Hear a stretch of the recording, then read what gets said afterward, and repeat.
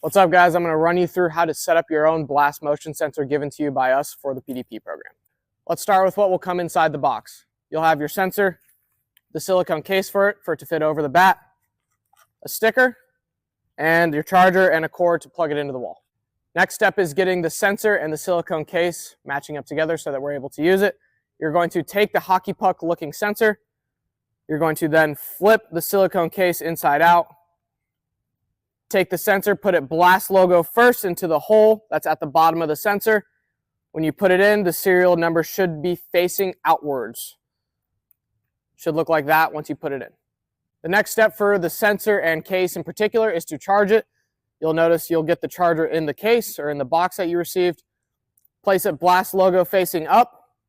And all you're going to do is just place it right on top when it's plugged into the wall. It's not going to charge if it's not plugged into the wall, so make sure it's plugged in. It'll make a beeping sound. You'll see the little red dot pop out on front, and when it's charging, you'll hear a little beep. You can go from there. Now that your sensor's all set up and it's in the silicone case, ready to be put on your bat, and it's all charged up, let's download the Blast BSBL app. You will receive an email from myself logging yourself into the Blast BSBL app. Your username will just be the email that you gave us, and your password will be Blast Motion, all lowercase, one word. You will either download the Blast Motion Baseball app or Blast Motion Softball app, depending on the sport you play. Once you log into the app, I'll show you how to connect your sensor. So now that our Blast sensor is all set up, it's in the silicone case, it's all charged up, and we've logged into the Blast Baseball app or Softball app, you will see a page that looks something similar to this. From this screen, you're going to see in the bottom right-hand corner, Menu. Click Menu. Once we're on the menu page, you'll see the second tab says My Sensors. Click My Sensors. From here, you'll see a plus button, or it may just automatically prompt you to add your own sensor since you don't have any pre-existing ones.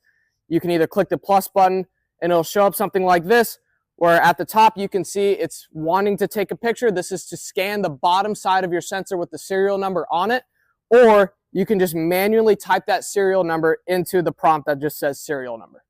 Now that our sensor is connected to our app, I want us to go back into that menu option on the Blast Interface app and go under My Bats. As you can see, there's a lot of different bats in here. This is very important for the data that we're retrieving. If you do not put in the exact specifications of the bat, so weight and length, the data will be skewed. We really want to make sure that the specifications are correct. If you have more than one bat, as you can see, you're able to add more than one bat, and we just need to make sure that the appropriate bat is quote-unquote in use in our app before we take our swings. Okay, now that we're all set up, everything's all connected, the Bluetooth is on, we're ready to rock. Now we're going to talk about the uses for this. We want you to use this device as much as possible. We highly recommend that when you're in-house, you have the app open on your phone so that you can get that real-time feedback and see what's happening in your swing right after each swing. If you decide to use it out of house, guess what? We still get that data. It auto-populates. Every swing that you take with your Blast sensor on will populate to our interface that we have partnered with Blast Motion with. If you decide to use it in a game or you want to use it in a game, you don't even need to have your app open. You can have your phone in your bag, just have the sensor on, make sure it's charged, take your swings, play the game. You'll get a prompt once you open the app after the game that says download offline swings. Click yes or no from there, and it'll automatically download those swings. Make sure we're tagging appropriately what kind of time constraint we're using, whether that's flips, BP, anything in particular like that, live game, live arm BP, whatever it may be. Make sure we're properly tagging so that when it goes to our interface, we're able to see what kind of drills we're doing and what kind of time constraints we're receiving.